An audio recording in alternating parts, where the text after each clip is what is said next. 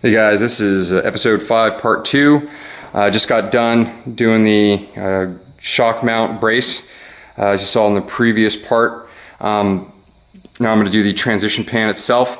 A couple of notes here. I've got the car nice and braced up all around it, as you've seen. The passenger side is really rusted. While I was removing the shock mount brace, I was taking a look at the transition pan between itself and the tub, and it's super thin in a lot of spots, and I don't like it. So I went ahead and purchased a new pan. It's sitting over here. It comes with a new shock mount. I know a lot of guys are like, well, why didn't you put that in? Well, there's some key reasons. It is not measuring out exactly the same as the other one, and as you can see here, it doesn't have the holes.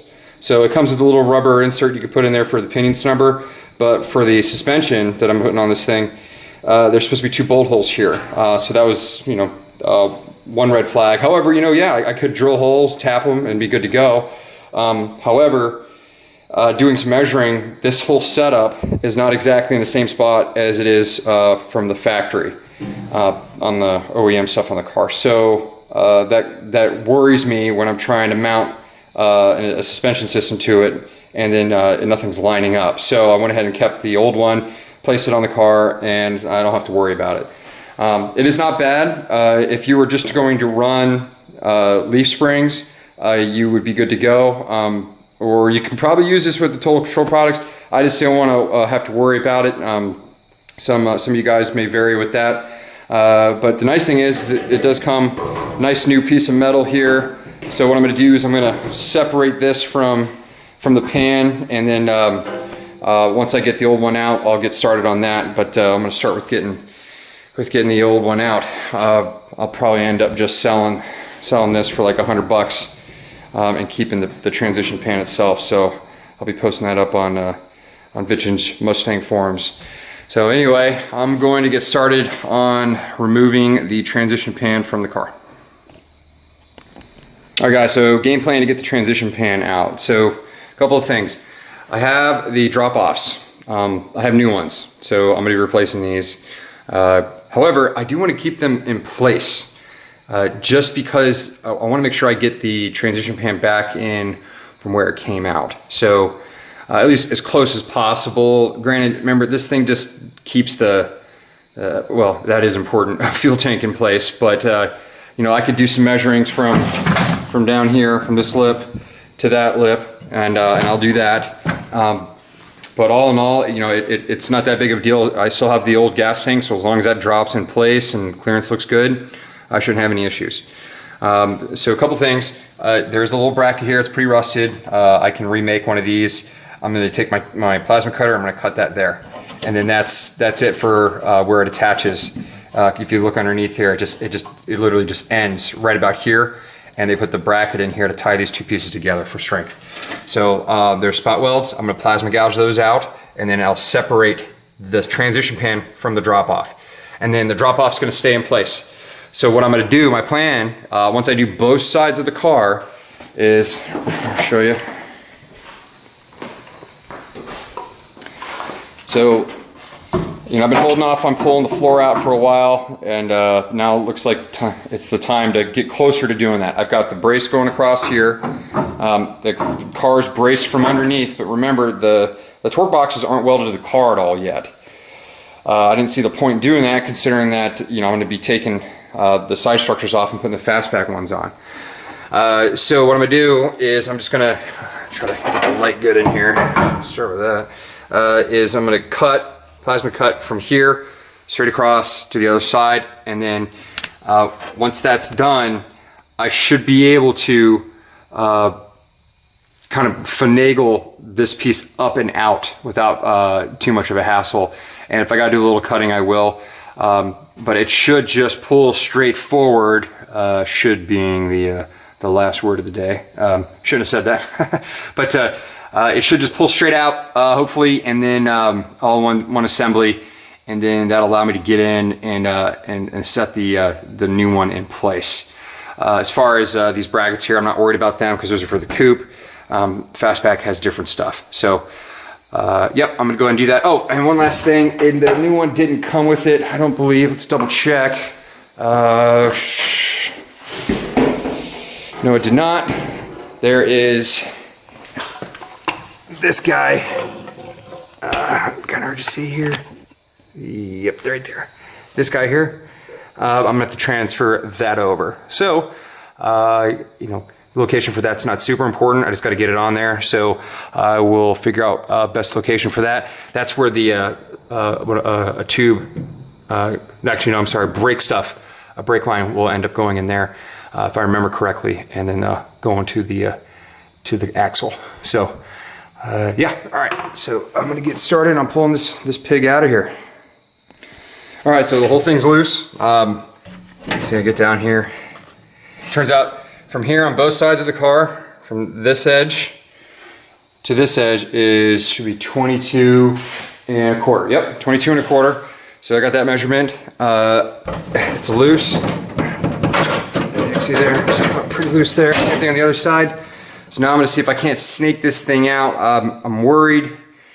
Not so much, but we'll see if that shock mount brace is gonna be in the way of pulling this thing out. If it is, I may have to cut up and into here, and then just bend that out of the way, and then this whole thing should come right out. Another note here, see if you can't see it. I took the torch head and I just rested it against the side here, pointing it down, kind of into the corner, and just that guided me all the way through here, so I didn't cut into the metal of the frame rail, and then came down into here, came around here, and then got this guy nice and loose. So I'm gonna go ahead and pull this thing out. All right, and the bastard's out. Wasn't too bad, did have to do a little bending, but no big. It came right out. The new one's gonna go in, it's not gonna have a floor attached to it. Floor got in the way a little bit, kept getting caught on stuff from the slag from plasma cutting, but no biggie, it's out. So here we are, big hole. Yeah, it looks pretty neat. So my next phase of this is going to be to get in there and clean all the old stuff out to allow room for the new metal to come in and lay there nicely. And then, like I said in the previous part, I got to get in there and close those up. So I'm going to tap them over with a hammer, use a clamp, get them up nice and tight, and then I'll weld them in place. Do that on both sides, so that'll make that nice and rigid. Not that it's not already, but yeah. So anyway. I'm gonna get to cleaning this up. Oh, and then just so you can see,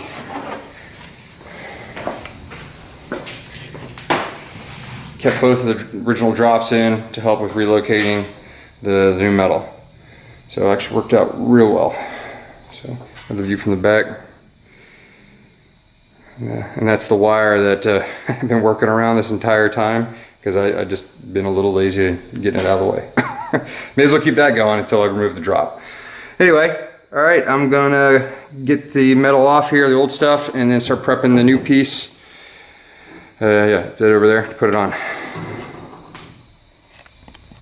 Okay, so the next thing I'm gonna get started with is closing the gaps up here on all four spots. There's one here, here, and then the same thing on the opposite side. Getting those nice and tight, and then I'll go ahead and just weld around the perimeter of them, get them nice and tight. And then from there, I'm going to prep and paint this with Pour 15. I'll talk more about that when I actually do it. And then once this is all welded and done and in place and good to go, I'll get started on removing all the slag that's down in here, and then that runs all the way down through here and whatnot. So the, excuse me, the next piece of metal is going to fit nice and tight against the wheelhouses there. So I'm going to go ahead and get started on that now. What I think I'm going to do is I'm going to start by tapping this in with a body hammer and just seeing if I can't get this corner edge here to push back a little bit more, which will actually bring the whole thing over a hair. And then I got clamps I can get in here. I just don't want to have to clamp too tight on it, but because I don't want to pull this over, I want this metal just to be go ahead and just be sitting against it, good to go. And then that'll just, you know, that way it doesn't have a ton of stress on it from just sitting there. And it'll be nice and tight, good to go. And then I think what I'll also do is I need to plug weld in here as well, but I think I got holes underneath, and then that'll just get this piece finish welded on there before I paint and then cover it up. So let me get on that. All right, so I got her all nice and welded in all the way around. As you can see,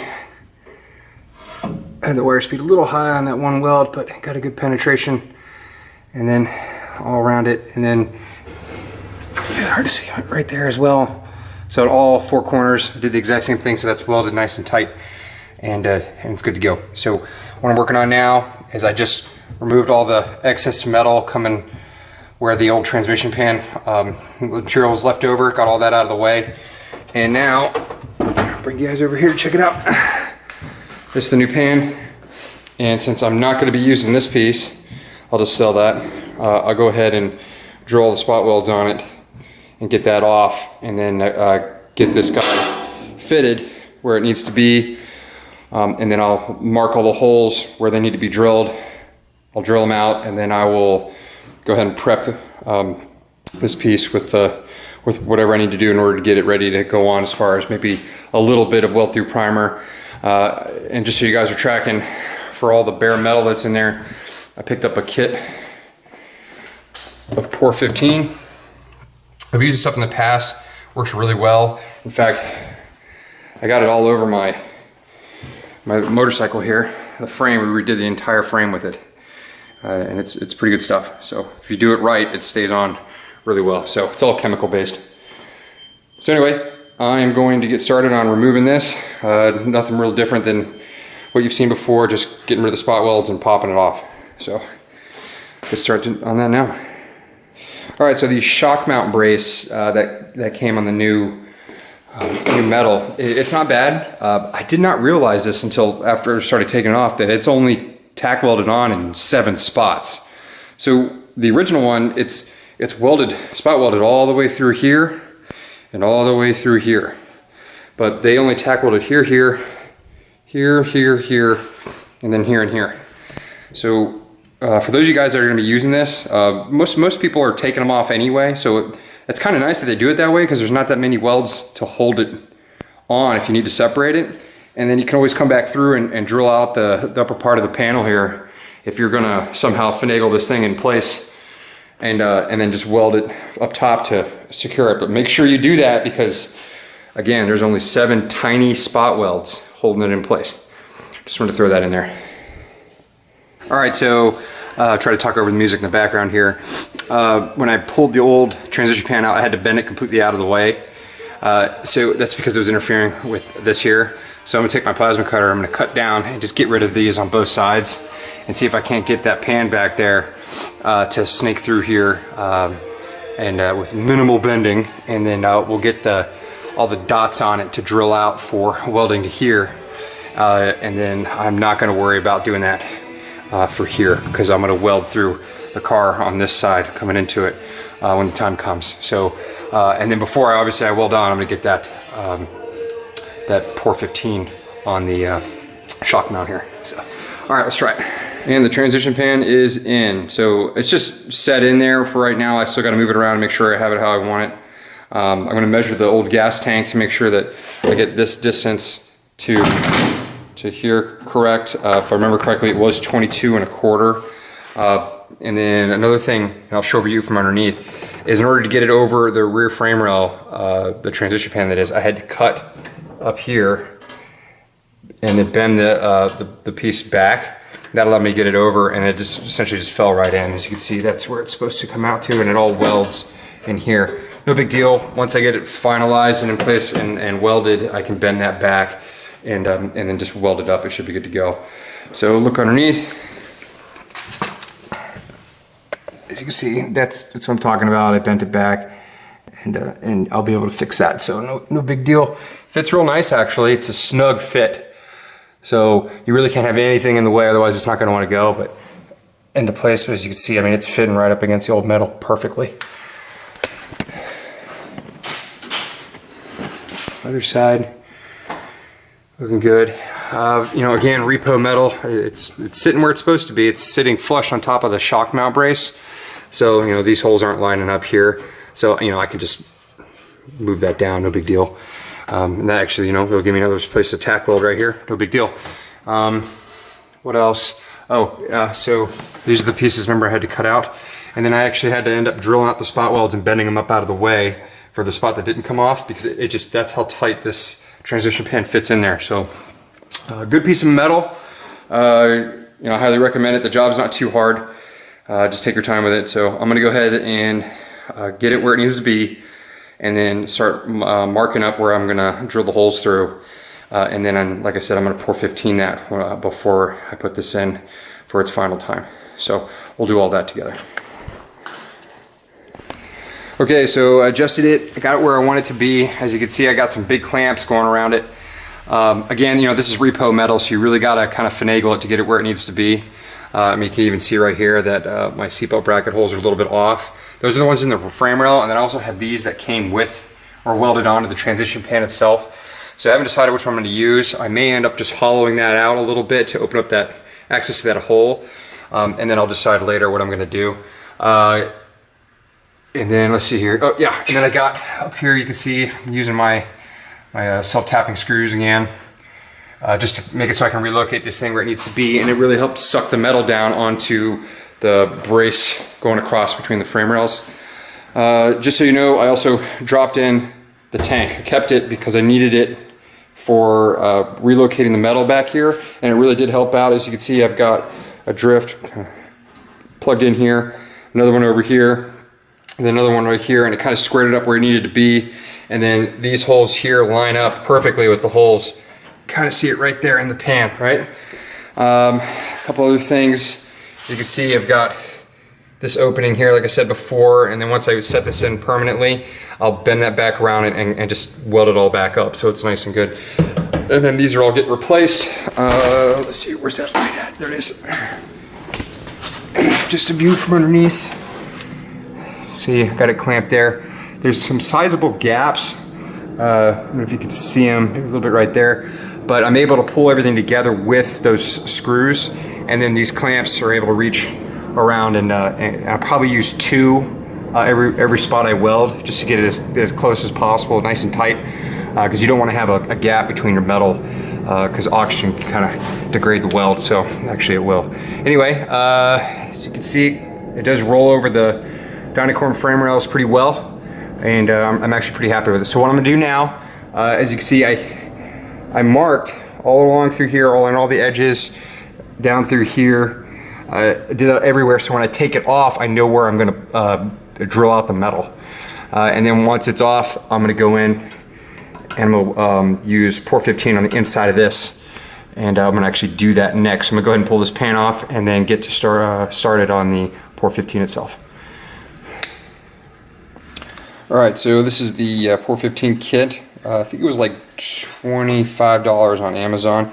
You know, you get a little 4 US ounces of pour 15. This stuff goes a long way, even in these little cans.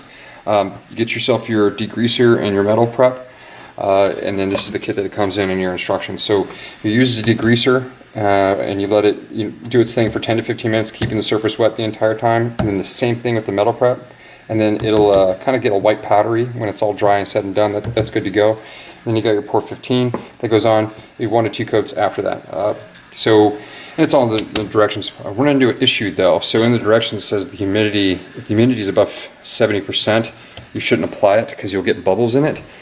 Well, just checked and I'm sitting at 85% humidity. So I'm probably going to go ahead and do the cleaner and the metal prep, and then I might have to wait and see if I can't cool my garage down, but I'll at least get that portion of it done and see if I can't get the humidity down in here by letting some cold air from the house come into the garage and see what happens.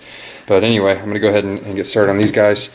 I do have stuff from that I did before, so I'm just gonna pour these into the spray bottles that I have, and I'll just spray them. That's the best way to do it instead of using these. So just keep it nice and wet for the time that it requires, so up to 15 minutes. So I'm gonna go ahead and knock that out.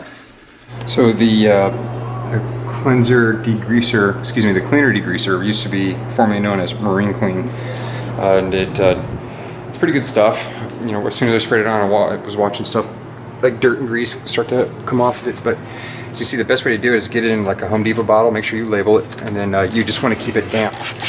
So we're just spraying it on there. Just let it do its thing. for roughly 15 minutes. Now, you definitely don't want to breathe this stuff in. It's not good for you at all, so wear a mask. So, I'm gonna go put one on.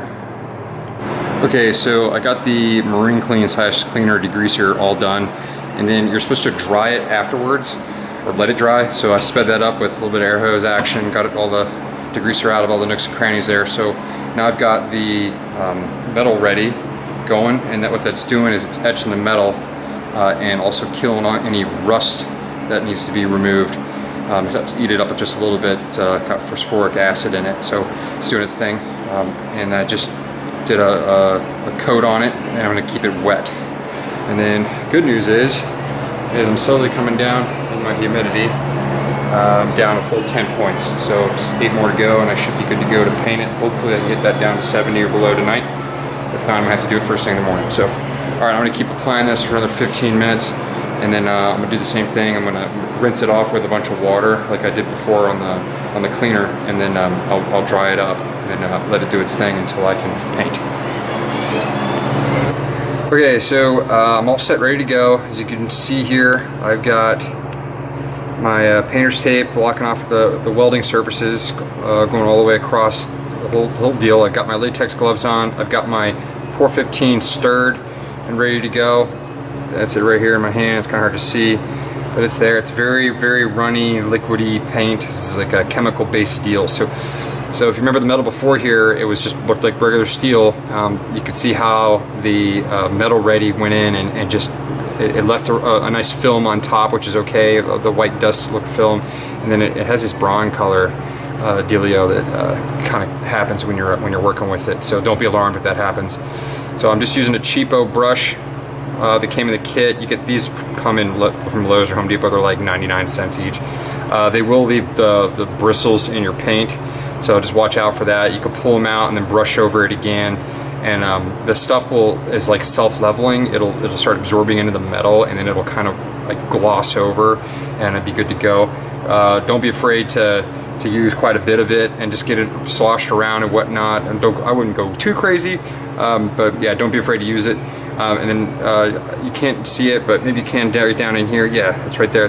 You want something to protect your floor, and you definitely don't want this shit getting on your skin. So, all right, so we're just gonna do a quick brush here.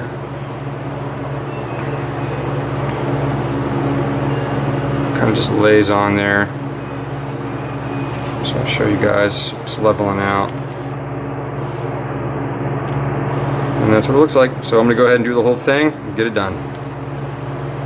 And there you have it, all said and done. It drank it right up. I got about 2 coats on there, and that's all I'm gonna go with. You know, in my opinion, really only needed the 1, but I followed through with the second. And you know, it says about 2 hours. I waited about 30 minutes. Just temperature in the garage and everything. It got tacky, and I put another coat on. I'm gonna let it dry for tonight, probably through tomorrow, and then I will get started working on the pan itself, which you can see is all marked out here. And then, as you can see, I got the temperature or the humidity down to 68. So I'm gonna get back to it in a couple days here and finish this transition pan out. All right, so it's nice and dry, really smooth to the touch. I went with the gloss because you know it didn't really matter which one I put under here anyway. There's a satin as well, but I just went with the gloss because that's the first kit I found. Doesn't really matter. It's real smooth to the touch, and it's going to do its job in here, just keeping this from rusting. A couple runs here, over here. I'll just use a disc and clean those off, and then I'm going to switch over. I'm going to try a different weld through primer. It's going to be a copper based. It's U-Pol, U-P-O-L, and it's about $28 a can on Amazon. I'm going to give it a shot. We'll see how it works, and we'll go from there. I'll do that in another video though. So that's done. As of right now, I'm working on getting the transition pan marked up. So I went ahead and went through and marked my holes here. So you can see them here. What I did is I figured out how deep I wanted to go in off the edge of the rail. Then I made a little tool, and you just put it on here, and then you mark it in it. So that kept my depth all the way down equal, and did it on both sides and over here as well. And then now I just got to do it all through here and all through here as well. And then some of the holes that were there from when I separated the the brace from the new pan originally are still there. I'll end up filling those in, and then what I'm gonna do is once I'm ready, I'll sand off the E-coat after I drill the holes, and then I'll hit weld through primer for where the metal is going to be laying on. Another thing, I'm going to use a pilot bit to start all these holes, and then I'll follow up with a 5/16 inch drill bit and drill them all out to size, and then clean them up, and then just get weld through primer on them when it's time. So weld through primer should be here in a couple of days, so no big deal. I got some other stuff I can do on the car between now and then. All right, I'm gonna get to it. Okay, so all the holes are drilled. As you can see through, I drilled from the other side, and it pokes through. It does leave a little bit of metal for cleanup, no big deal. I'll use a sanding disc and get all that nice and cleaned up. When I first started doing all the pilot holes for this side, I had a bunch of extra ones. I decided I didn't need that many for going over the frame rails, because when I took it off the car, it didn't have nearly as many as I have now, but I like the strength of it. And then in the center section where it goes over the cross brace, for the shock mount brace, I put a lot of extra. This piece fits really well. However, there is some gaps, and I just want the extra strength of the welds, multiple welds there, to help hold this thing together, just to keep things from tearing or popping and whatnot. So it should be good. And then what I'll do is I'll flip it over, and I'll same thing. I'll clean it up on the other side, and then when the weld through primer gets here, I will prime that side. So I'm gonna go ahead and do all of that and have it dry, and then we'll get this thing on the car. Okay, so I got this thing all weld through primered up. It's ready to go. I did use this weld through primer for the subframe connectors, and that went really well. The copper doesn't spatter as much as the zinc does. In fact, I didn't really see a whole lot of spatter at all. I still put it on, and then I went in, and where the hole comes through to the metal that I'm welding to, I still clean off the copper and try to get as fresh, shiny metal as I can. But then as you do the weld, you're still welding around the perimeter, and it's getting into the copper, and it mixes in with the weld, and I did not see any spitting, spattering, or any issues at all. It's $28 a can, so we hope it'll work. So anyway, I like it so far. Let's see how it works out for this. So this guy's going in the car now for the final time. I usually put it in the car and then mark the holes and take it off, and then I'll zip with a die grinder the paint off and just have it open up nice and fresh. However, this thing's kind of hard to get in and out, so I'm probably going to come in through with I have a drill bit that I flattened out, and I'll just use that to clean up the metal itself, scrape all the paint off, and we'll get this thing welded in, and that'll be done for the back of the car. So excited about that. All right, let's at least done with the transition in the back of the car. Still got to do the drop-offs and get those in, and then we're going to move back up to the front. So anyway, that's in the future. So let's get this thing in. Okay, so I'm in the car. It's prepped, ready for weld. Just want to show you guys. Got these clamps, pretty big, going underneath. It's completely flush underneath. So what I'm going to do is I'm going to start on the middle hole here, and I'm going to work my way to the left, and I'm going to work my way to the right. And I'm going to go up and do the top next. Start in the middle and work my way out, and then I'm going to weld the sides last. This just be easy to get the metal to form, because it's kind of hard to see, but oop, there's some gaps. Even when I push this as far down as I can, there's still some gaps here, so I'll have to figure out what I'm going to do with that. But I'm going to be forming this metal in place as I go along. So I'm going to start welding, and again, I'm going to work my way out.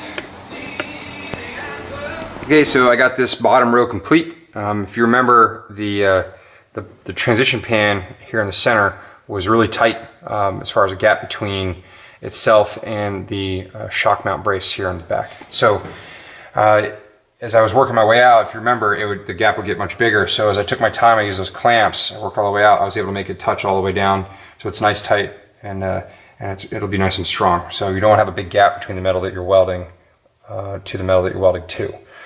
So anyway, I got to do the same thing up top here. I'm just trying to figure out, because I can't use clamps on this. If you look, it drops off right there, and I don't have big enough clamps to go around that and clamp up there. So I got to figure something out.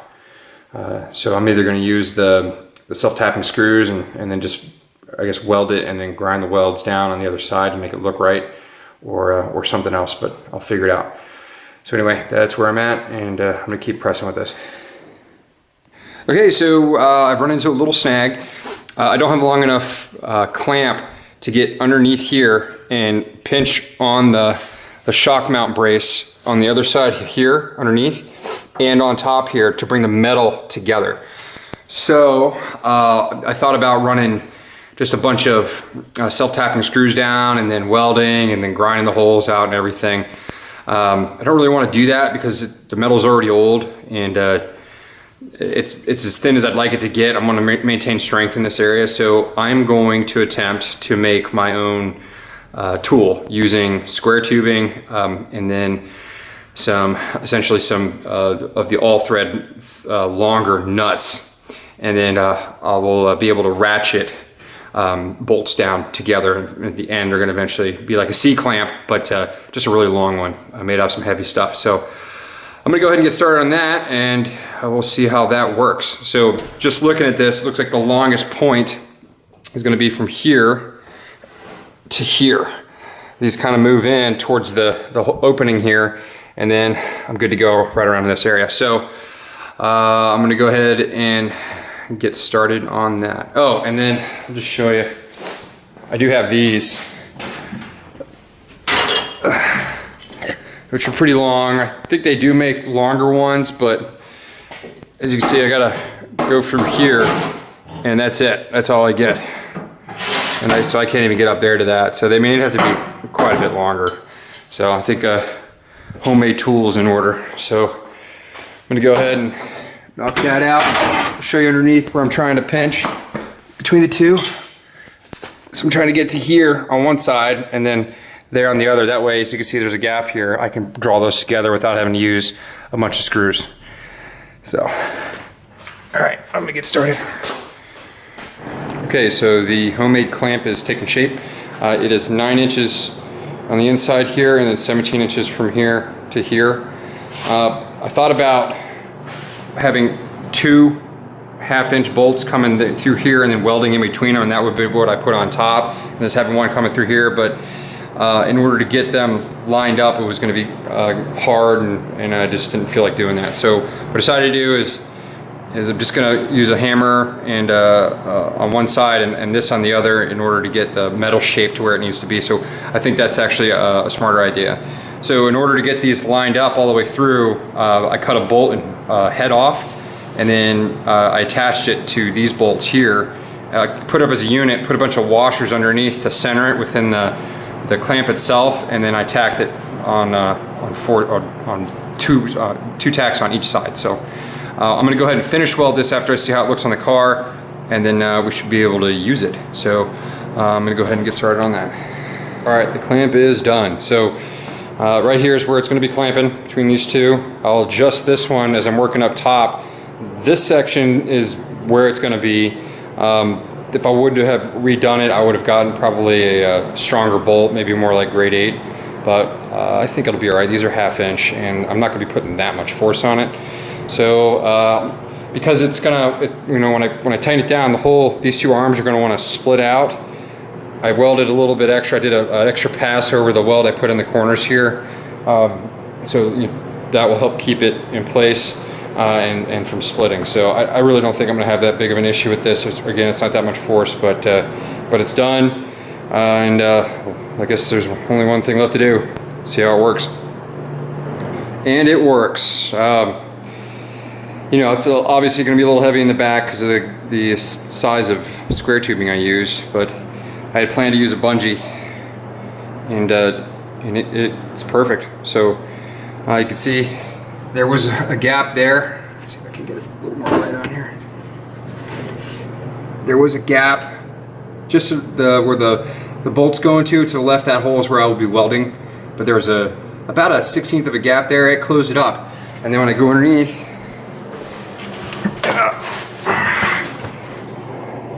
you can see it's right on where it needs to be. So that'll allow me to pinch and get that all closed up. So I'm gonna go ahead and get this welded up.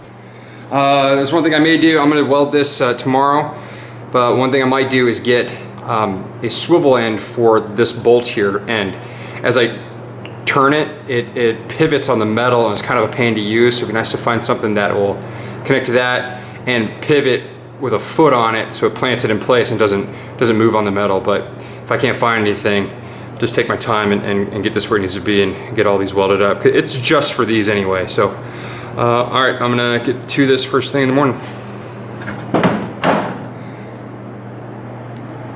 Okay, so I stopped off at Lowe's and I picked up one of those Irwin adjustable clamps that slides up and down on the shaft here. I'll show you. So this was part of it, and then the clamp piece would end up here, and then you would screw with a handle. Let's see right here, and then you'd screw it, and it would come together. So I just dissected it and welded it together, put it on a nut here, and screwed it on this, and it's on tight. So now when I put it on the metal, this will pivot and allow me to get that nice and tight in there. So. Another note, when I put this together, you'll probably be able to see it very little. It flexes. The two jaws, they go opposite directions. Obviously, they're going to move a little bit, but I don't think I'm going to have an issue. So let's get this thing on there and start welding this thing together. Well, everything's been going smoothly, and I had 6 welds to go, and the tool crapped out on me. The bolts are seizing inside the nuts, so I'm going to have to chop this side off. And then put a new set on there, and then finish it out. Other than that, it's been growing smoothly but slowly, to be expected, because I have to use a ratchet on this, position everything, ratchet down, double check it, sometimes crawl underneath the car, and it takes time. So I have 6 welds left. Show you. So it's just those over there, and no big deal. I'll get what I need to fix the tool, and then I can finish this thing out. As you can see, it worked really well. If you remember how big the gap was, it was roughly 3/8 of an inch, and it really closed it up. So very, very happy about the turnout of that. As you can see, it closed everything up underneath there. So all right, so I'm gonna get the tool fixed, get this done, and then we'll go from there. All right, and she's welded in. I had to do a multitude of clamp and then use the self-tapping screws to get a lot of the frame rail welds in. No big deal. All in all, I am pleased with the transition pan as a repo metal. There's some spots like right here. It looks like they're a little mangled, but I could probably tap that with a hammer, but it's going to be covered up, so it's not too big of a deal. It's strong, it's decent sized metal as far as thickness. And it went right into place as far as width between the 2 wheel wells. Very tight fit, and it's centered on the car. So I got all the welds in, everything looks good. I'm gonna clean these up next, but I'm not gonna put that on a video. So and then I'll shoot them with a protector like a primer. The next thing is I'm gonna get into is the front of the car and get the firewall installed. So that's what's next. Give you guys a shot underneath here. All welded in.